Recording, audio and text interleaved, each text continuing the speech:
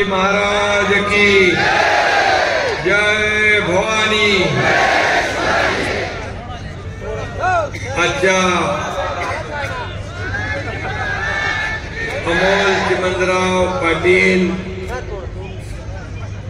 यांच्या प्रचार सभेला उपस्थित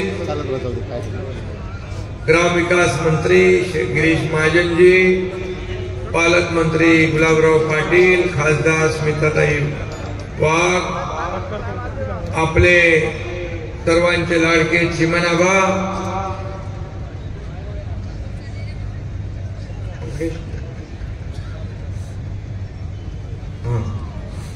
ज्ञानेश्वर जळकेकर, संजयजी पवार, आनंदजी करात, पवनराजे सोनावणे आणि वासुदेव पाटील, व्यासपीठावरील सर्व सन्माननीय मान्यवर, चालेल ना, शिवसेना, भाजपा, राष्ट्रवादी, अजितदादा, आरपीआय, सर्व आपले महायुतीचे सन्माननीय पदाधिकारी आणि एवढ्या मोठ्या संख्येने उपस्थित माझ्या लाडक्या बहिणी, लाडके भाऊ, लाडके शेतकरी, सर्वांनाच माझा साष्टांग नमस्कार। खरं म्हणजे आज दिवसभर अनेक सभा झाल्या आणि सगळ्यात लक्षणीय संख्या, सगळ्यात मोठी संख्या लाडक्या बहिणींची दिसली आणि सगळ्यात मोठी सभा आज इथं पारोळ्यात होते आहे, याचा मला आनंद आहे।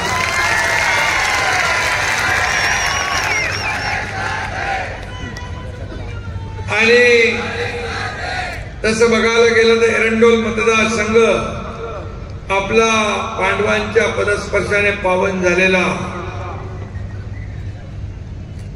या नगरीमध्ये ही सभा होती आहे।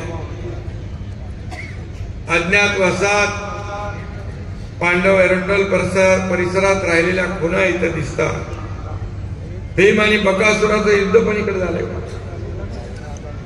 पद्माल आहे। आणि म्हणून याच भूमीत महाविकास आघाडीच्या बकासुराला गाडण्यासाठी आपण सारे एकत्र आलेलो आहे।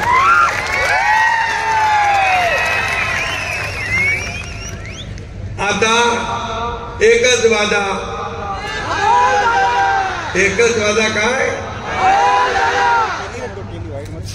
अमोल दादा ज्यांना चिमणाबाचा आशीर्वाद आहे, चिमणाबांचा आशीर्वाद आहे। खरं म्हणजे अनेक लोक राजकारणात असतात, परंतु एक चिमणाबासारखा राजकारणी फार दुर्मिळ झाला आहे, कमी बघायला मिळतो। स्वतःच्या स्वार्थापेक्षा स्वतःला काय मिळालं, मला काय मिळालं यापेक्षा माझ्या जनतेला काय मिळालं हे बघणारा चिमणाबा। मला आठवतंय की 2-2.25 वर्षापूर्वी या राज्यामध्ये मोठा उठाव झाला, संघर्ष झाला आणि पहिल्या पाचामध्ये चिमणाबा माझ्या खांद्याला खांदा लावून पुढे होते। त्याने विचार नाही केला कुठे चाललोय, काय चाललोय, कशासाठी चाललोय। अन्याय सहन करायचं नाही हे बाळासाहेबांनी शिकवलं आहे, अन्यायाविरुद्ध पेटून उठायचं हे बाळासाहेबांनी शिकवलंय। हे डोक्यात ठेवून आम्ही उठाव केला। चिमणाबा काय, गुलाबराव काय, आमचे 40+ 10-50 नगरसेवक का, हे सगळे त्यावेळेस खरं म्हणजे 2019ला गिरीश भाऊ शिवसेना भाजपाचं सरकार यायला पाहिजे होतं। लोकांनी मॅन्डेट दिलं, शिवसेना भाजप गठबंधन म्हणून आपण निवडणूक लढलो, लोकांनी आपल्याला बहुमत पण दिलं, पण खुर्चीसाठी, स्वतःच्या स्वार्थासाठी अनैसर्गिक युती करून बाळासाहेबांनी ज्यांना आयुष्यभर दूर ठेवलं, माझी काँग्रेस होऊ देणार नाही, काँग्रेस होईल तेव्हा माझं दुकान बंद करीन असं म्हणणारे बाळासाहेब, त्यांना नको ते काम, त्यांना न आवडणार, त्यांच्या विचारधारा सोडणार काम या राज्यात घडून गेलं. सरकार महाविकास आघाडीचं स्थापन झालं आणि सुरू झाली शिवसेनेची हानी, शिवसेनेचं खच्चीकरण, शिवसैनिकांचं खच्चीकरण. आमदारांना एकेका पैशासाठी मोहताज व्हावं लागलं, फंडासाठी. चिमणाबा, तुम्हाला मग पहिल्या 2.5 वर्षात किती पैसे मिळाले? 2.5 रुपये पण नाही मिळाले म्हणतात, पण दुसऱ्या 2-2.5 वर्षात किती मिळाले? 3,000 कोटी आपल्या महायुतीच्या सरकारमध्ये.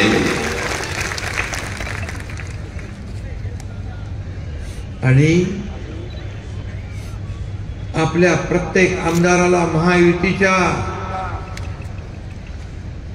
विधानसभेतल्या मतदारसंघाच्या विकासाला पैसे कमी न पडून देण्याची जबाबदारी एकनाथ शिंदेने घेतली, देवेंद्रजींनी घेतली आणि नंतर अजित दादा आले, त्यांनी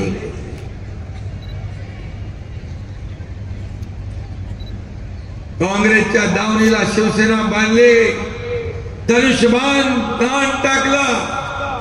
अरे एकनाथ शिंदेने धाडस केलं नसतं, आता काँग्रेसने शिवसेना विकली, धनुष्यबाणही विकला असता. आज आपण पाहतोय की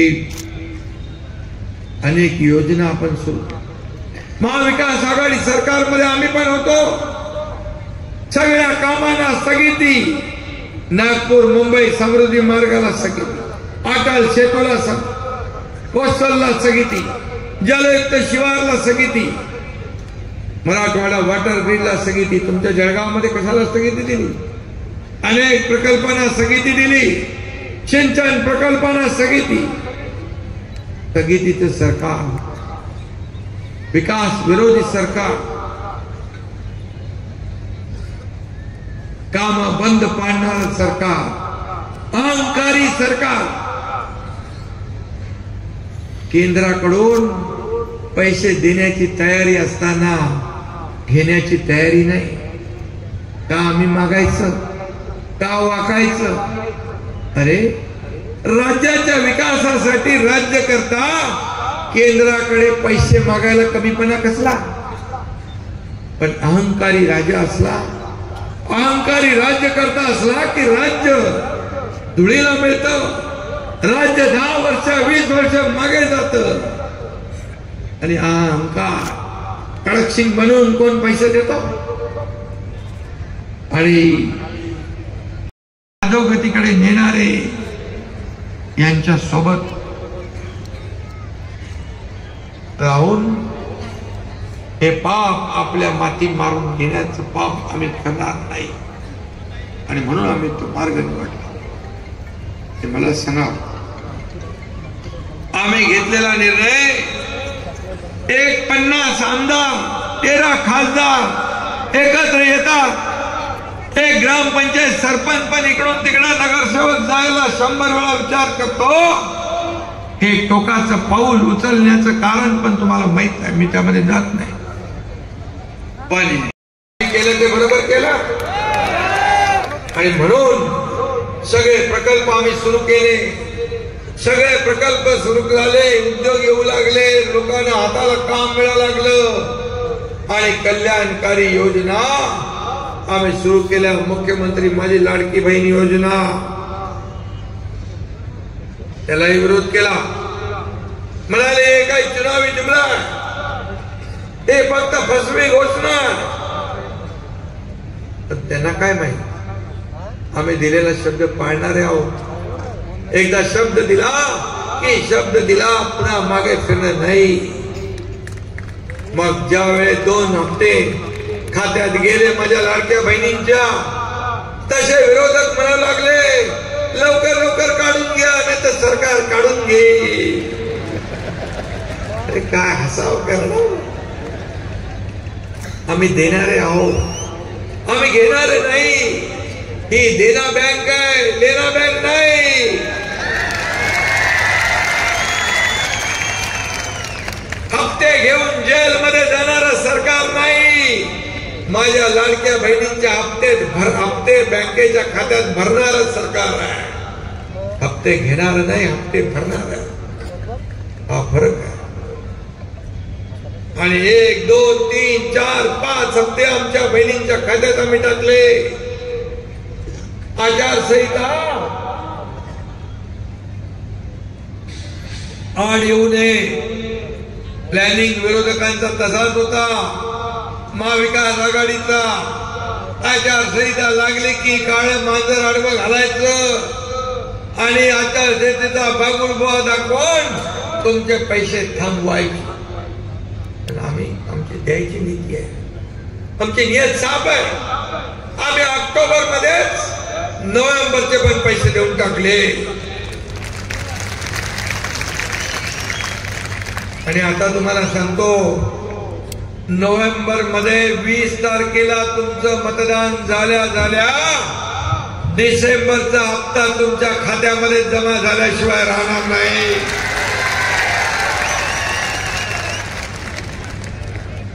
ज्या लोकांनी विरोध केला ते म्हणतात आमचं सरकार, काही लोक काँग्रेसचे म्हणायला लागले ए रेवड़ी बांटने वाला काम हम नहीं करेंगे, हमारी सरकार आने के बाद ये सब बंद होगा.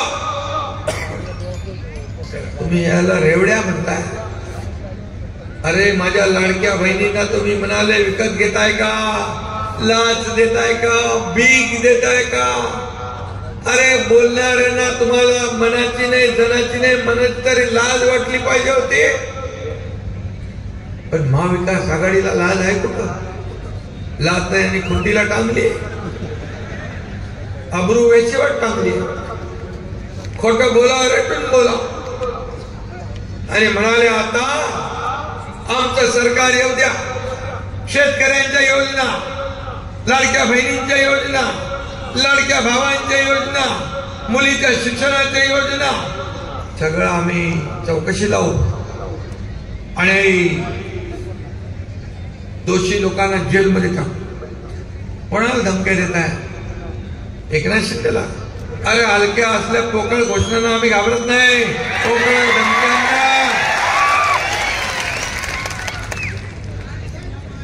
अरे तुमचा सरकार चालू सरकार टांगा पलटी करणारा एकनाथ शिंदे आहे.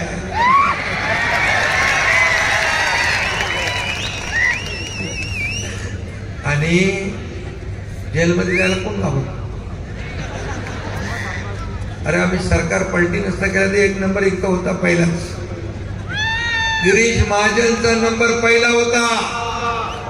जेलात टाकायचा महाविकास आघाडीचा. खोटं काय काय केलं, व्हिडिओ बनवला, पुरावे तयार केले. 3-4 लोकांचे नंबर त्यांनी करून ठेवले. ते मला जसं कळलं, आता म्हणाल जास्त काळ चालणार नाही, फटाफट यांना घरचा रस्ता दाखवायला पाहिजे. आणि आम्ही संघर्षातून आलोय, आंदोलनातून आलोय, जेल बघून आलोय. आणि माझ्या लाडक्या बहिणींसाठी, लाडक्या भावांसाठी, लाडक्या शेतकऱ्यांसाठी उद्या जेलमध्ये जायची पाळी आली तर एकनाथ शिंदे एकदा नाही 100दा जेलमध्ये जायला तयार आहे.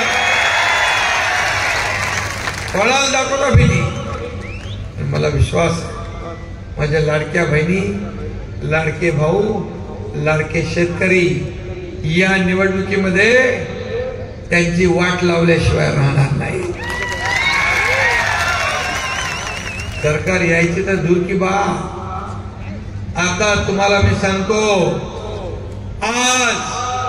आजच्या दिवशी सगळ्या महाराष्ट्रामध्ये जो माहोल आहे, लाडक्या बहिणींचा, लाडक्या भावांचा, लाडक्या शेतकऱ्यांचा, या माहोल मध्ये आपल्याला पूर्ण बहुमत या ठिकाणी मिळत आहे, पूर्ण बहुमत.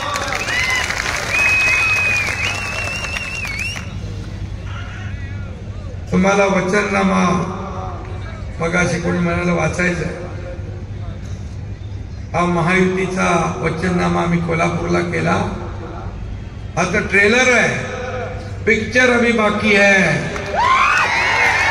याच्यामध्ये एक नंबरला लाडक्या बहिणींना मी सांगितलं होतं, तुम्हाला आम्ही 1,500वर ठेवणार नाही, वाढवणार. तुम्ही ताकद दिली, आशीर्वाद दिला, वाढणार. 1,500चे आपण 2,100 रुपये करतोय. 2,100 शेतकऱ्यांची कर्ज माफी करतोय. कर्ज माफ करण्याचा निर्णय आपण घेतलाय. शेतकरी सन्मान योजना जी 6,000 केंद्राची मोदी साहेबांची आणि 6,000 आपली होती, आपण ती 12,000ची 15,000 करतोय. हा निर्णय आपण घेतला.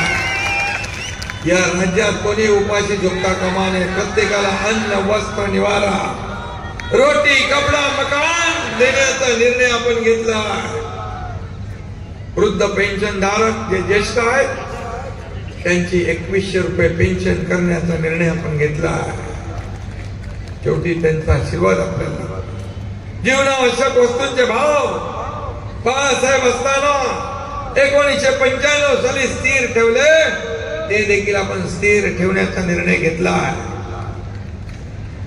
25 लाख रोजगार निर्मिती करण्याचा निर्णय घेतलाय. आपण तर आता प्रशिक्षण भत्ता सुरू केलाय. 6,000, 8,000, 10,000, तो देखील 10,000 करण्याचा निर्णय घेतलाय. त्याचबरोबर 45,000 गावात पाणंद रस्ते करण्याचा निर्णय घेतलाय. गावागावात रस्ते, शहराबरोबर गावागावामध्ये, शेतामध्ये शेतकऱ्यांना मोठा दिलासा देण्याचा निर्णय आपण घेतला. अंगणवाडी आणि आशा सेविकांना महिन्याला 15,000 रुपये देण्याचा निर्णय आपण घेतला. आणि शेतकऱ्यांना 7.5 हॉर्स पॉवरची मोटार, तुम्ही काहीतरी ते वाढवून मागत होते, ते आपण करूच. पण त्यांना आपण 7.5 HP पंपाने शेती करणाऱ्या शेतकऱ्यांचं वीज बिल माफ करण्याचा निर्णय घेतला. 0 बिल आता सुरू झालंय ना. सोलर पंप आपण देतो, मागेल त्याला सोलर पंप. विरोधक म्हणतात मागच्या बिलाचं काय. अरे बाबा, आम्ही पुढचंच घेत नाही तर मागचं काय घेणार. पूर्ण बिल माफ करून टाकलाय. आणि माझ्या भगिनींना, बहिणींना जो ते बिलाची चिंता असते, ते इतर वापरासाठी आपल्या घरात वापरतो, त्या वीज बिलात पण 30% सवलत देण्याचा निर्णय आपण घेतला. आणि सरकार स्थापनेनंतर 100 दिवसात विजन महाराष्ट्र 2029 हा जाहीर करण्याचा निर्णय आपण घेतला. आणि सोयाबीनचे भाव, कापसाचे भाव आणि इकडे केळी याचे कापसाला भाव जेव्हा पडतात तेव्हा भावांतर योजना लागू करण्याचा निर्णय घेतला. 20% दर पडले तर 20% ते गॅप भरून देण्याचा निर्णय आपण घेतलाय. असे निर्णय आपण घेतले. आणि जळगावचे ते आपले आहेत दोन्ही मंत्री इथं हमी भावामध्ये, आणि हमी भावात कापूस घ्यायला आपण सुरुवात केली आहे. म्हणून शेतकरी हा केंद्र बिंदू मानून आपण काम करतो. आपल्या तिजोरीवर शेतकऱ्याचा पहिला अधिकार आहे. शेतकरी बळीराजा आपला अन्नदाता आहे, त्याला वाऱ्यावर सोडलं जाणार नाही. हे सरकारचं काम आहे. आणि म्हणून आणखी अनेक निर्णय आपण घेतले. ते निर्णय सर्व लोकांच्या हितासाठी आम्ही घेतले, सर्वसामान्यांना दिलासा देण्यासाठी आम्ही घेतले, सर्वसामान्यांना न्याय देण्यासाठी घेतले. सर्व आम्हाला काय मिळालं यापेक्षा या महाराष्ट्रातल्या जनतेला काय मिळालं हे बघणारे आपण राज्यकर्ते आहोत. तुमच्या आयुष्यामध्ये बाळासाहेब सांगायचं, कार्यकर्ता घरात नाही लोकांच्या दारात शोभून दिसतो. आणि म्हणून आपले कार्यकर्ते, आमदार, खासदार, मंत्री, शासन आपल्या दारी घेऊन गेले. आणि म्हणून मी आपल्याला एवढंच सांगतो की या महाराष्ट्राला गत वैभव प्राप्त करून द्यायचं आहे. या महाराष्ट्र विरोधी आघाडी जी आहे ही आघाडी आज या राज्याला 10 वर्ष मागे घेऊन गेली. आज केंद्रात मोदीजींचं सरकार आहे, इथं महायुतीचं सरकार आहे, डबल इंजिनचं सरकार आहे. आपल्याला लागणाऱ्या योजनांना मदत होती आहे. आणि म्हणून आपण डबल इंजिन सरकारच्या माध्यमातून या ठिकाणी आपण अनेक विकासाची कामं केली. आणि म्हणून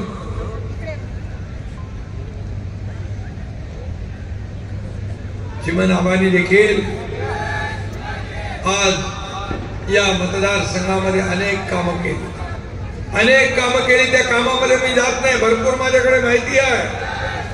3-4 हजार कोटीची कामं चिमण आबांनी केली. कमी बोला आणि जास्त काम करा हा चिमण आबाचा स्वभाव. घराघरामध्ये चिमण आबा पोहोचले. चिमण आबा आपण या ठिकाणी खरं म्हणजे लोकांच्या मनातले आमदार आहात. एक आदर्श आमदार कसा असावा तर त्याचं नाव चिमण आबा असावं.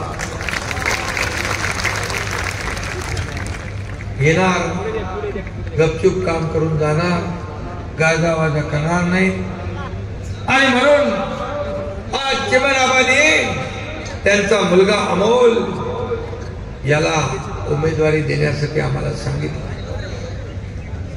आता तुम्हाला 2-2 आमदार, एक अमोल आणि चिमण आबा पण, कारण चिमण आबाचा असलेला अनुभव या ठिकाणी तुमच्या कामाला येईल.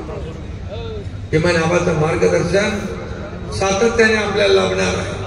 तुम्हालाच कशाला, मला देखील, मी मुख्यमंत्री असलो तरी सुद्धा चिमण आबाचं मार्गदर्शन मला देखील कामाला आलं, कामी आलं. कारण शेवटी त्यांनी एवढे वर्ष या ठिकाणी काम केलं. अनेक उन्हाळे पावसाळे त्यांनी बघितले, अनेक खड्डे टोपे बघितले, अनेक चढ उतार बघितले. आणि म्हणून या ठिकाणी अमोल, जसं आपण चिमण आबावर प्रेम केलं तसंच प्रेम अमोलवर करा, तसंच प्रेम आणि आशीर्वाद अमोलवर आपला असू द्या. कारण चिमण आबाच्या वर आशीर्वाद जसा होता तसा आशीर्वाद अमोलला आपला पाहिजे. आणि मला विश्वास आहे की ज्या पद्धतीने आज या ठिकाणी विशाल हा जनसमुदाय, एवढे जर मगाशी गिरीश भाऊनी सांगितले, एवढ्या लोकांनी 3-3 मतदारांना मतदान करायला लावलं तर समोरच्याचं डिपॉझिट जप्त झाल्याशिवाय राहणार नाही. आणि म्हणून गिरीश भाऊंना माझी विनंतीच आहे, माझे सहकारी आहेत की इथं फक्त आणि फक्त महायुतीचा उमेदवार अमोल चिमण आबा पाटीलच आहे. महायुतीचा एकच उमेदवार आहे आणि त्याचं नाव अमोल आहे. त्याची निशाणी आहे धनुष्यबाण. आणि आता थोडंफार काय, आपला परिवार आहे त्याच्यामध्ये छोट्या मोठ्या गोष्टी होतात, परंतु एकदा उमेदवारी जाहीर झाल्यानंतर मग मात्र त्याच उमेदवाराच्या माग महायुती खंबीरपणे उभे राहते. आणि म्हणून इथं ऐरा गैरा कोणी दुसरा येता कामा नाही डोक्यावर बसायला. सरकार महायुतीचं येणार आणि म्हणून महायुतीचाच आमदार पाहिजे, तरच या मतदारसंघाचा विकास होणार. 3,000 4,000 कोटी साधी गोष्ट नाहीये. भविष्यामध्ये जेवढा निधी लागेल तेवढा निधी आपल्याला मिळेल. त्यात कुठेही हात आकडता घेतला जाणार नाही माझ्या. आणि म्हणून मगाशी सांगितलं काय ट्रबल शूटर काय म्हणाले तुम्हाला, संकट मोचक. कुठं कुठं काय संकट येतं, कुठं काय अडथळे येतात, तिथं धावून जाणारा हा गिरीश भाऊ आहे. आणि म्हणून गिरीश भाऊला मी सांगितलंय की इथं जे काही दुरुस्ती करायची आहे ती या मतदारसंघात दुरुस्ती तात्काळ करून टाका. आपल्या सर्व भारतीय जनता पार्टीच्या लोकांना अमोलच्या मागे कामाला लावून टाका. शिवसेना भाजपाची राष्ट्रवादीची एकजूट इथे आपल्याला दिसली पाहिजे. लोकांमध्ये संभ्रम निर्माण होता कामा नये, लोकांमध्ये वेगळी भावना निर्माण होता कामा नये.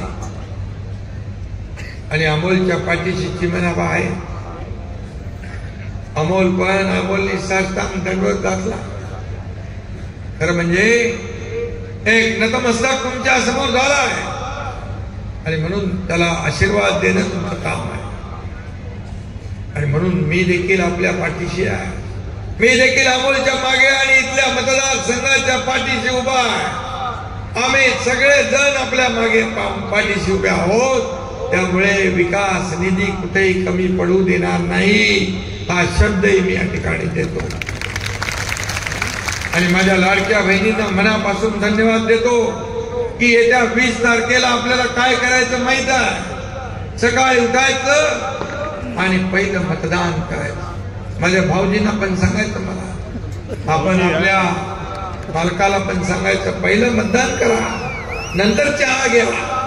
नंतर चहा घेतो, नाश्ता करतो, नंतर दुपारचं जेवतो, थोडा आराम करतो, असं होता कामा नये. लोकसभेमध्ये आपण पाहिलं, लोकसभेत थोडे आपण गाफील राहिलो. फेक नरेटिव्ह या ठिकाणी पसरवलं. संविधान बदलणार, आरक्षण जाणार, काय काय घाबरवलं. कुणाला मुस्लिम लोकांना घाबरवलं, ख्रिश्चन लोकांना घाबरवलं, आदिवासींना घाबरवलं. परंतु मी तुम्हाला सांगतो, जब तक सूरज चांद रहेगा बाबा साहेब का संविधान नहीं बदलेगा. हे बाबासाहेबांच्या संविधान घटनेवर आपण राज्यकारभार करतोय देशाचा आणि राज्याचा. त्यामुळे लोकसभेसारखं गाफील राहू नका ही माझी आपल्याला विनंती आहे. आणि म्हणून आपण योजना ज्या करतोय या योजनेत कुठं आपण भेदभाव केलाय. बाबा ह्याला मिळणार त्याला मिळणार नाही, याला मिळणार त्याला मिळणार नाही, त्याला मिळणार याला मिळणार नाही. आपण सगळ्या लोकांना या योजना लागू केल्या. आणि म्हणून सगळीकडे लाडक्या बहिणी बघतात वाट, लाडके भाऊ वाट बघतात, लाडके शेतकरी वाट बघतात. कधी मतदान होतं आणि महायुतीला आम्ही मतदान करतोय असं वातावरण संपूर्ण राज्यामध्ये आहे. त्याचा आनंद आणि समाधान आहे. आणि म्हणून आम्ही सर्वसामान्य कार्यकर्ते आहोत, शेतकरी कुटुंबातून आलोय. त्यामुळे तुमच्या दुःख वेदना आम्हाला माहित आहे. आणि म्हणून जेव्हा देवेंद्रजी आणि मी सुरुवातीला सरकारमध्ये आलो तेव्हा पहिल्या कॅबिनेट पासून आम्ही शेवटच्या कॅबिनेट पर्यंत फक्त आणि फक्त जनतेचा विचार केला, शेतकऱ्यांचा विचार केला, सर्वसामान्य माणसाचा विचार केला. स्वतःच्या बद्दल कधी कुठलाही निर्णय आम्ही राज्यकर्त्यांनी घेतला नाही. जे निर्णय झाले ते तुमच्यासाठी झाले, जनतेसाठी झाले. या महाराष्ट्रातल्या तमाम जनतेच्या जीवनामध्ये सुख, समाधान, समृद्धी, आनंद आला पाहिजे एवढीच आमची भावना, एवढीच आमची भूमिका आहे. आणि म्हणून तुम्हाला मी विनंती करतो की येणाऱ्या 20 तारखेला महायुतीचे उमेदवार अमोल चिमणाबा पाटील यांची निशाणी आहे धनुष्यबाण. या धनुष्यबाणासमोरचं बटन दाबायचं आपल्याला. एवढं बटन दाबा म्हणजे त्याच्यात दाबून टाकू नका की समोरच्याचं डिपॉझिट जप्त झालं पाहिजे. आणि मग 23 तारखेला दिवाळीत तुम्ही फटाके फोडले असतील, परंतु 23 तारखेला गिरीश भाऊ, गुलाबराव, आपण सगळे येऊ. छोटा मोठा फटाका नाही, मोठे आटम बॉम्ब वाजवायला, गुलाल उधळायला. आणि मला सांगा, सगळ्यांनी मिळून हात वर करून तुम्ही महायुतीच्या अमोलच्या पाठीशी खंबीरपणे उभ्या. तुमचा आशीर्वाद तुम्ही त्याला द्या. तुम्हाला मी सांगतो, तुम्ही मतदानाच्या दिवशी, आणि आता फक्त 6-7 दिवस 8 दिवस आहे, आणि मतदानाच्या दिवशी मतदान करायला वेळ काढा. अमोल तुमच्यासाठी 5 वर्ष दे. 5 वर्ष तुम्हाला सेवा देईल, हा शब्द मी देतो. आणि कुठली तक्रार करायला संधी अमोल तक्रारीला वाव देणार नाही, कारण त्याला शिकवण चिमणाबाची आहे, चिमणाबांची आहे. सगळ्यांना खूप खूप शुभेच्छा. पुन्हा एकदा आपण या राज्यात गेल्या 2.5 वर्षातल्या कामाच्या जोरावर आपण कामाची पोचपावती द्याल आणि महायुतीचा भगवा झेंडा या विधान भवनावर फडकवण्यासाठी सज्ज व्हा.